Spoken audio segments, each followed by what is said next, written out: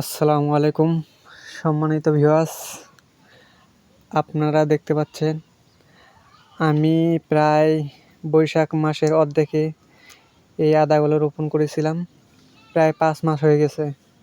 3 মাস পর্যন্ত ভালো ছিল এই আদার গ্রোথ, কালার এবং উচ্চতা এবং সুস্থবান।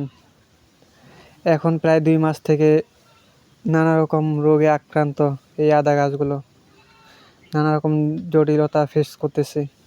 কোনো ওষুধেই কাজ করতেছিল না, এখনও কাজ করতেছে না। আমি আগে 3 মাসে ওষুধ দেওয়া হয়েছিল এমিস্টার টপ, রিডোমিল গোল্ড এবং স্কোর প্রতিটা থেকে 1 গ্রাম করে পার লিটারে, এবং 1 গ্রামে 4 ভাগের 1 ভাগ স্কোর দেওয়া হয়েছিল 1 লিটারে। ভালোই কাজ করেছিল প্রায় 3 মাস। আর এখন 2 মাস কোনো ওষুধে কাজ করতেছে না। এই যে দেখেন, পাতা ঝলসে গেছে, আদা গাছের পাতা এই যে এগুলো ঝলসে যে আদা গাছের গুঁড়িতে চলে যায়, একবার গাছগুলো একবার নষ্ট হয়ে যায় পড়ছে।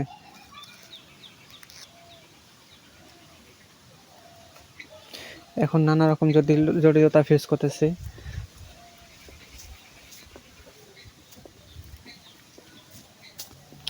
এইগুলো হয়েছে দেশি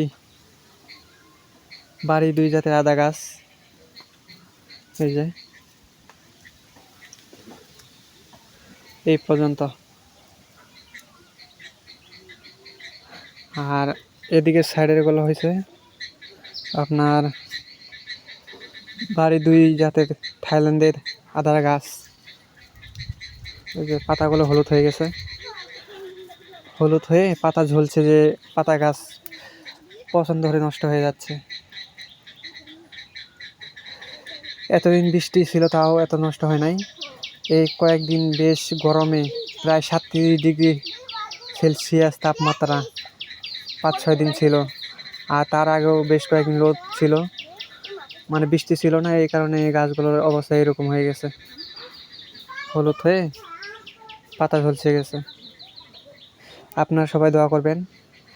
জানি কৃষি করতে গেলে অনেক জটিলতা ফেস করতে হয়, তারপরও আল্লাহর উপর নির্ভর করে সফল হওয়ার চেষ্টা করতেছি।